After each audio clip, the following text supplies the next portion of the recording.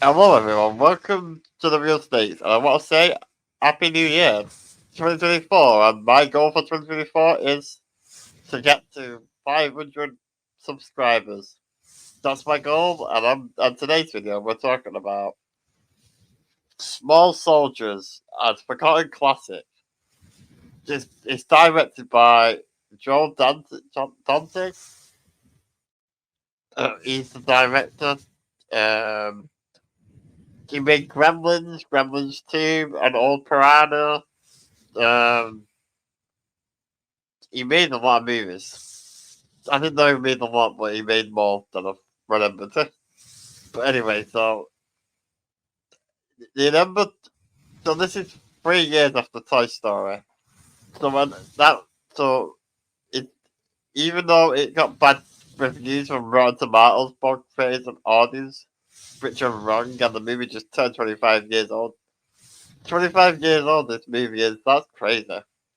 And it still holds up to this time. When you look at the when you look at them, like, oh my god, the toys look great. Like, obviously there's CGI, but a lot of it looks real. Like the guy that. But anyway, let's go talk about what the story's about. Just the story of Small Soldiers is about a 15-year-old Alan, the the son of a toy owner, store owner, tries out some new action figures. The Elite Commandos uh, versus the Gorgonites. But 3 months ago, a toy company believed in it to into something, but it employs the latest government military technology in a series of action figures, establishing them to talk. They underestimated the power of the special microchips they've employed. So yeah, the chips make them super clever, the toys. The elite commandos make vehicles out of household items and stuff like that, and it's incredible how much they do. They make they shoot like fucking discs that are on fire, tennis balls that are on fire at people, and their only job of the elite commandos is to wipe out the Gorgonites. So the Gorgonites were made to be like cowards and scared to fight, and then but yeah, I love when the families all end up in the same house. The families don't like each other, but they have to stand with each other and fight against the elite commandos who can't just like these. Obviously, they can't call them Barbie dolls, so they call them Wendy dolls, and the elite commandos use a chip from one of their dead soldiers, and they make the dolls come to life. And it plays like the other Lady Frankenstein movie plays that music, which is awesome. Yeah, this film is one of my favorites. I can watch it anytime and never get bored. Should never get bored of this film. It's fun, it's entertaining, great characters, story. Um, they're all likable. I love all the Wendy dolls are voiced by Christina Rico, the one in she was in the Adams Family 1 and 2 movies. She's great, and it's got Michelle Sarah Gellar, or Sarah Michelle Gellar. I think that's what her name is, and the one from Buffy and um, what's that film called? I know you did last summer and all that. So let me get to the things that I actually like about this film. The things that I like about this movie is the action figures. They look so good that I want to own them all, especially Major Chip Hazard, the lead of the Elite Commandos, and actually the lead of the Gargonites. One day I will buy them and own them. I want them so much. They're incredible. They're great. Like it's a great time for movies. The 1890s and early 2000s were great for movies. The technology was perfect too. Anyway, let's go. So the visual effects still hold up even after 25 years, which it withstands the all the time on the way they move and act like toys, and the guy who did the visuals talked to Hasbro to get all the toys correct. So what went into this movie and what I thought, which these days you don't take chances. Don't let you do what you want. Okay, I also I've mentioned it once before, but I love how the villains build so many creative vehicles from weapons. They are very inventive. From little cars with flamethrowers from house items, and one of them that shoot out basketballs on fire. Not basketballs. Why did I say basketballs? Idiot. Tennis balls on fire with them, and they have an helicopter. They have one that shoots the net, and um, the toys do crazy shit. They're incredible. I find one scene awesome.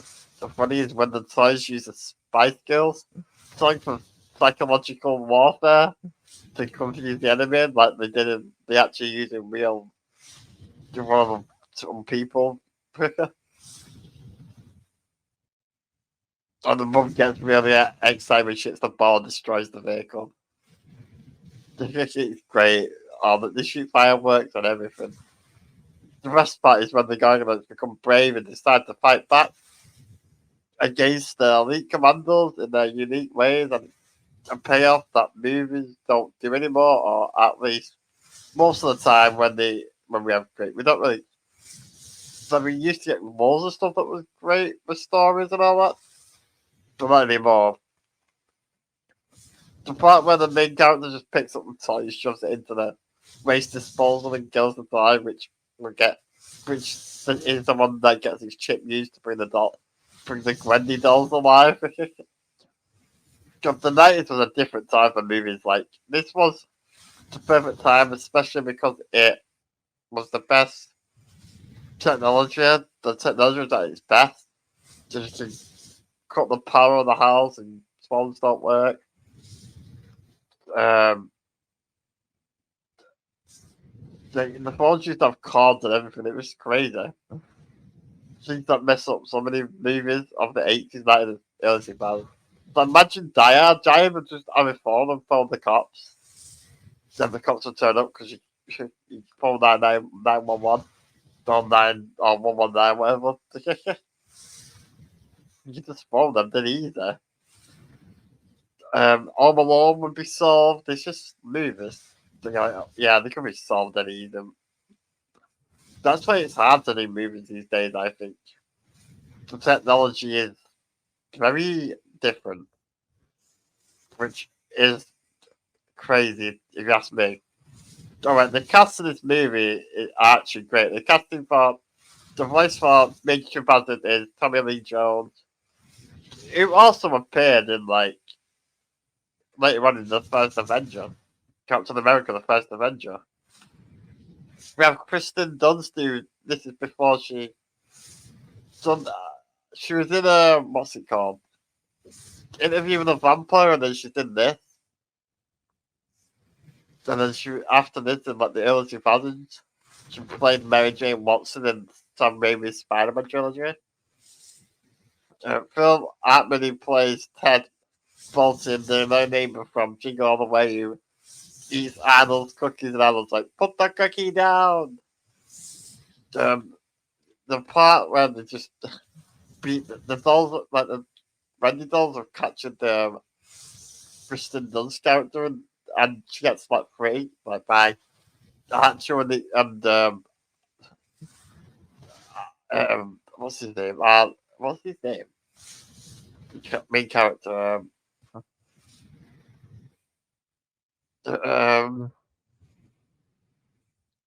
Alan and Kristen Dunst have beat the crap out of the dolls, like destroying them.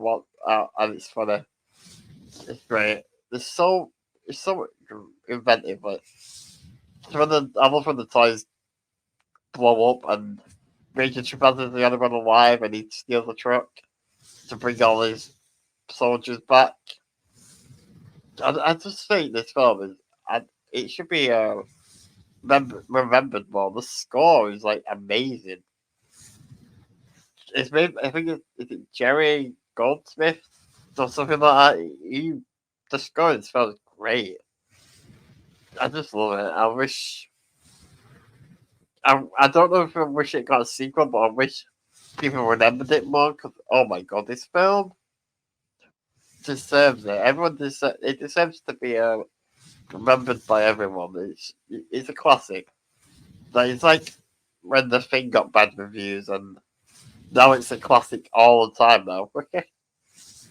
But this is the same. We got bad critics hating it and the audience hating it. I don't know why.